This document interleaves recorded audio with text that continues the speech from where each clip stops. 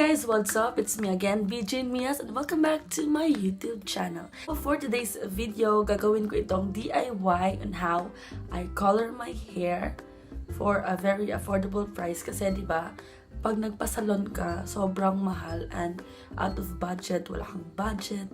Kaya pag mag-DIY ka, sobrang sulit at saka tipid-tipid. So, ito pala yung buhok ko, guys. It's very natural and very black niya. And it's really my first time na ako ang gagawa sa pagkulay ng hair ko, but this is not my first time na kulayan itong buhok ko. Yung first na nakulayan yung hair ko, guys, is way back. Fourth year high school ako, and blonde yung kulay niya dito lang sa baba, dito. Same lang din ang gagawin ko, guys. Sa baba ko lang din siya kukulayan. Kasi, pag sa baba mo siya kukulayan, marami kang option, guys. Kung ayaw mo na sa color niya, or kung ayaw mo na merong color yung hair mo, pwede mo siyang gupitin para maging natural ulit yung hair mo, tsaka mawala na yung color. Para din hindi ma-absorb dito sa mga roots sa ating hair, para hindi siya masyadong ma-damage. So, ito pala yung mga gagamitin ko, guys, sa EPSA Professional Salon Beauty Products. So, ang brand niya is EPSA. And very mura nito, guys. Yung mga nakikita ko sa mga YouTube videos, yung iba, hindi siya EPSA. Ewan ko kung ano yung brand nila, pero maganda din daw yun. Dito kasi sa amin, ito lang yung available, itong EPSA. Kaya ito yung binili ko. And super mura niya, guys. So, ito siya. Yes, EPSA Hair Coloring Cream Salon Expert. So, ito, nakakahalagang 40 pesos. Meron siyang partner, itong Oxidizing Milk Developer. And 19 pesos lang siya, guys. And ito yung ipangahalo mo dito. So, silang dalawa yung ihahalo mo. Isa lang pala yung binili ko, guys, kasi nga, dito lang sa baba ko siya kukulayan. Diba? And itatry ko effective ba talaga to. And meron din akong binili, itong EPSA pa rin, pero color bleaching lang siya. And ang color niya is fire red. Red siya, red. And kung gagamitin to, guys, meron pa din siyang partner para ipanghalo. And yun pa rin katulad kanina, yung Oxidizing Milk Developer. So, itong dalawa ang ipanghalo din. Ito yung dalawa yung binili ko. Just in case na hindi to gumana o hindi to mag-color sa hair ko. Kasi pag hindi to gumana, mag-switch tayo nito. Bale, ipapatong ko siya sa pinaglagyan ko ng color nito. Kung sakaling hindi siya magkulay, guys. So, magbibleach tayo kung sakaling hindi magkulay. Ang shade pala nito, guys, is 7/11 Intense Ash Blonde. Ito palang bleaching color is nagkakahalagang 20 pesos lang. Marami kasi nasasabi, guys, na pag nagbi-bleach ka ng hair mo, talagang masisira, madadamage yung hair mo. So, I will try na ibabad to more than an hour sa hair ko para magkulay talaga, pa hindi tayo mag-proceed dito. But, maybe, kung gusto kong mag-color red, then go. Bumili na pala ako nitong supply na may brush. Yes, ito. And it cost 15 pesos lang. Overall na nagastos ko is 113 pesos. So, kung hindi ko to binili, mga 98 pesos lang yung mga gastos ko. Hindi na rin ako bumili ng mixing bowl. Ang gagawin ko na lang ngayon is magre-recycle. Kukuha ako ng something na bowl na hindi na ginagamit. Ito pala yung sa akin. Yung lalagyan ng ice cream. So, ito yung paglalagyan ko nitong mga i-mix ko later. So, this is how it looks like. Nung binuksan ko na siya. So,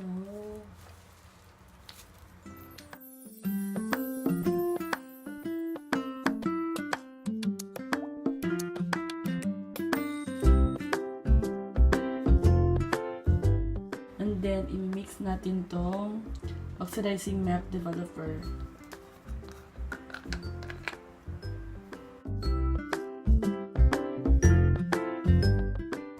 I-mix natin silang dalawa.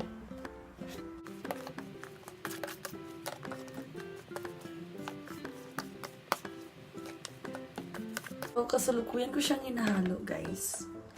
Before pala tayo mag-proceed sa pagkukulay ng ating hair, make sure na yung sinuot mong damit ay yung hindi na gamit or hindi mo na ginagamit para if ever na mamansyahan siya or malagyan ito, hindi ka sasayangan. Yung sinuot ko lang is itong hindi ko na gagamitin, and maglalagay din ako ng dito, isa pang damit na hindi ko na ginagamit para protection lang. Ganun. So, wait, yan.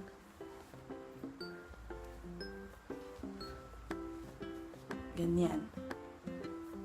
So, diba? Oh. Para pag malagyan siya, no need to worry na. Kung meron talaga yung sensitive na skin or madaling ma-irritate yung skin nyo, pwede kayong maglagay ng lotion or di kaya oil dito sa scalp nyo, sa gilid-gilid. Pero kasi dito ko lang sa baba ilalagay yung color, kaya hindi na ako maglalagay dito banda. Yan lang yung tip para iwas irritation. So, i-mix ko muna siya ng bonggang-bongga before tayo magsimula. Na-mix ko na siya, before tayo mag-proceed, kailangan natin ng gloves. Since wala akong gloves, wala akong nabiling disposable na gloves, so ang gagamitin ko is itong cellophane na lang. So, igaganon ko siya sa kamay ko para hindi tayo madumihan mamaya. Yan.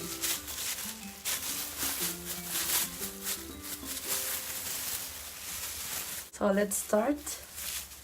So, tingnan nyo guys. I-half ko muna sila dalawa.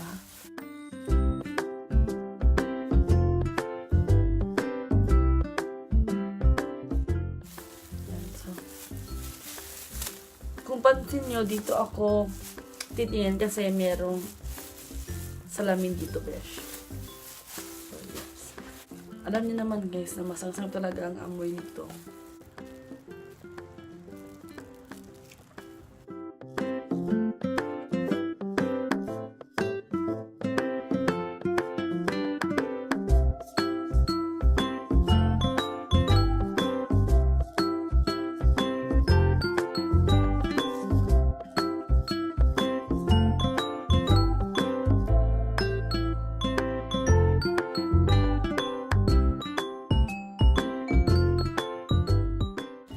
Dito na naman tayo sa kabila, since tapos na yung isa.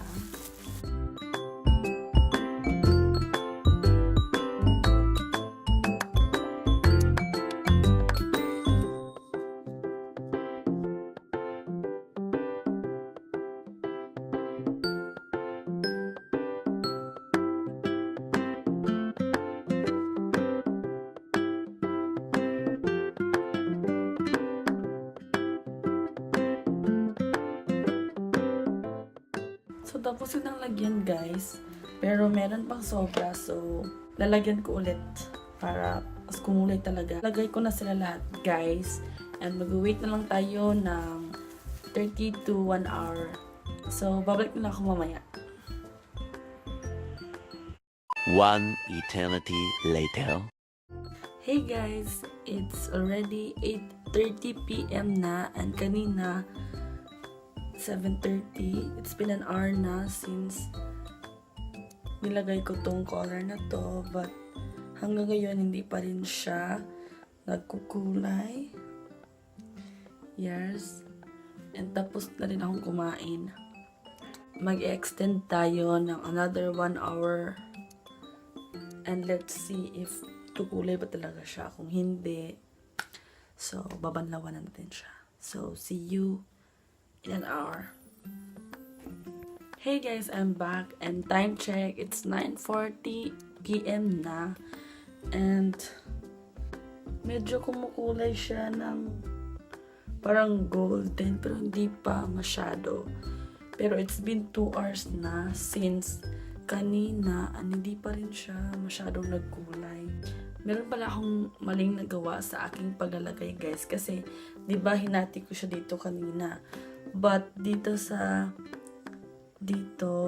hindi ko siya hinati, kaya if ever magkulay siya, medyo hindi pantay. So, yun yung mali ko.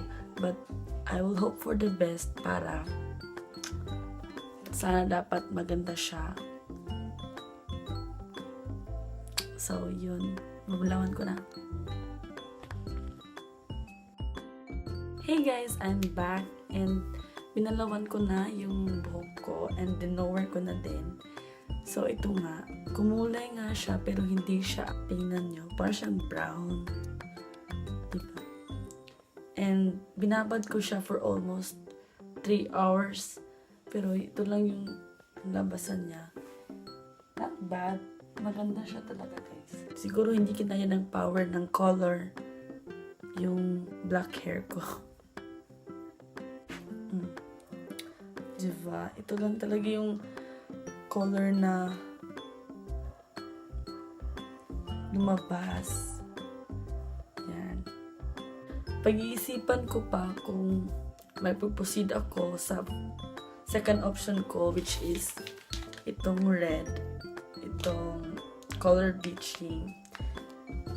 Pag-iisipan ko pa, siguro bukas malalaman natin yan. So let's see. So that's all for now. So see you tomorrow. Hey guys, I'm back, and ito na nga yung resulta ng pag-color ko kagabi. Yes. And hinati ko na siya sa gitna, guys. And maganda naman yung kinalabasan niya. Hindi naman siya na-fail. Time check, it's 3 PM na. At maghapon ko itong pinag-isipan, guys, kung magpupusid ba ako sa bleaching color red. Pero sige na, i-push natin to. Magpupusid tayo. So, kailangan ko ng tulong ng aking magandang cousin. So, yeah. Using the same na pinaglagyan ko kagabi. So, ito yung gagamitin ko ulit. So, i-mix ko lang sila.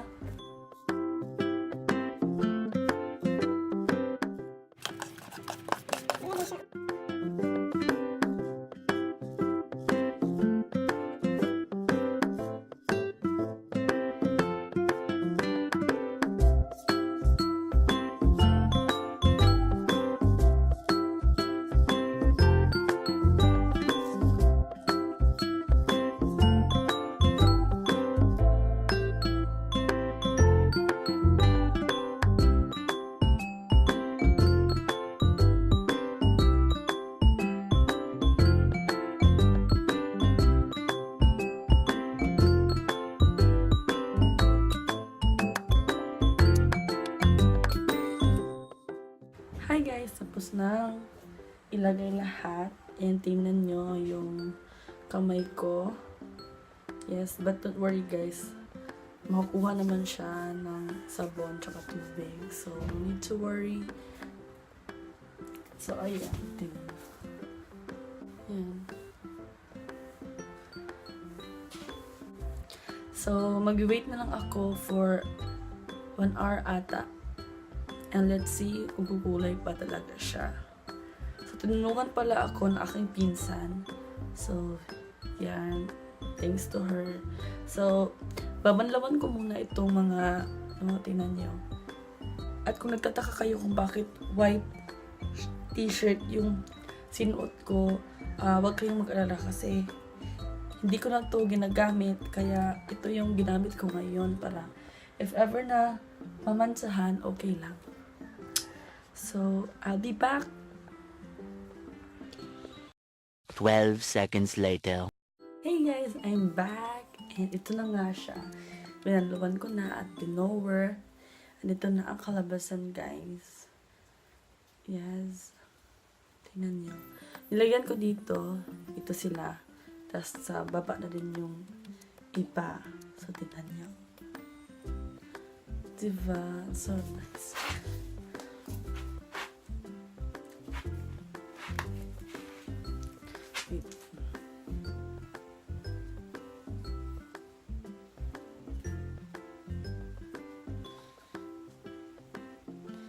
Ganun, di ba? Ang sobrang nice niya. Pero guys, ito, hindi siya gaanong red. Hindi siya gaanong red. Meron siyang something gold na pagka-yellowish na pagka-pink. Ganon. Ganon yung ano niya, yung kulay niya. Siguro kasi nahalo na nung first na nilagay ko yung ash blonde, ash gray, yun. Kaya hindi masyadong red pero overall ang ganda-ganda. At sa mga ginamit ko guys, wala naman akong napansin na naka-irritate sa skin ko or sa face ko. Yung kanina, diba, nawala siya. Oh. Dito, wala na din. So, it depends lang siguro sa tao kung meron talaga siyang irritation sa mga ganito. So, ako naman, so far, hindi. So, ito na yung look ko sa pag-color nitong hair ko. Kung akong tatanungin guys, siguro talaga parang madadagdagan ko pa to dito sa banda sa mga itim na part kasi parang ewan ko, parang nakukulangan ako pero maybe baka mag-change yung mind ko, diba? Pero abangan nyo na lang sa mga susunod na mga videos ko. I-update ko na lang din kayo. So that's it guys. That's all for today's video. Thank you so much po sa panonood. And just a disclaimer lang po, hindi po ako professional sa mga ganitong bagay po. And this is just a suggestions and idea sa mga gustong magkulay ng kanilang hair. So yun lang. Sana makatulong to. And don't forget to like this video kung talagang nagustuhan nyo or nakatulong to sa inyo. And don't forget also to comment down below kung ano yung mga gusto nyo pang gawin ko sa channel ko. And also, don't forget to subscribe for more videos to come sa channel ko. So, thank you so much for watching. And I will see you in my next one. Bye!